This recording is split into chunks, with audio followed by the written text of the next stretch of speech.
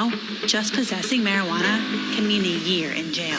Time now to get the facts. Fact, the penalty for low-level marijuana possession could land you behind bars. Florida law says possession of 20 grams or less of cannabis is punishable by up to 1 year in jail. Now back to the ad. And that stops people from getting jobs, an education, or a place to live.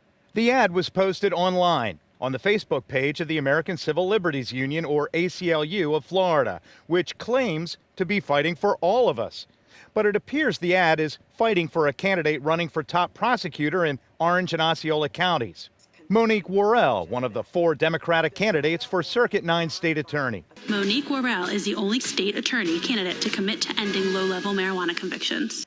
Despite the fact that the ad reads, "The ACLU does not endorse or oppose candidates," the ad picked one topic in an ACLU questionnaire in which Worrell supported a popular social justice position.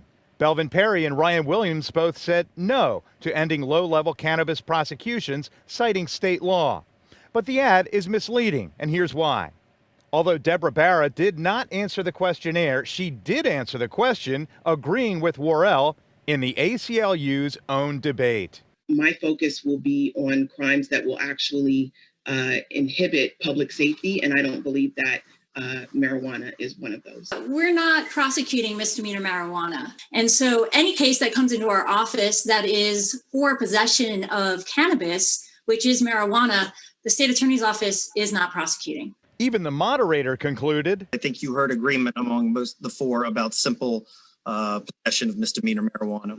All 3 of Worrell's opponents have said in a previous WESH 2 News report that focused on this same issue, highlighted in ACLU mailers, that they believe the organization is endorsing Worrell. If you're the ACLU, you just come out and say, we're supporting this person. But of course, they can't say that because they're supposed to be a nonprofit that's nonpartisan, and that would have all sorts of implications for them. In a statement, Barra told us it is clear the goal of the ACLU was not to inform voters of facts, but to instead attempt to bolster their chosen candidate. This video misrepresents me as well as the positions of Mr. Perry and Mr. Williams.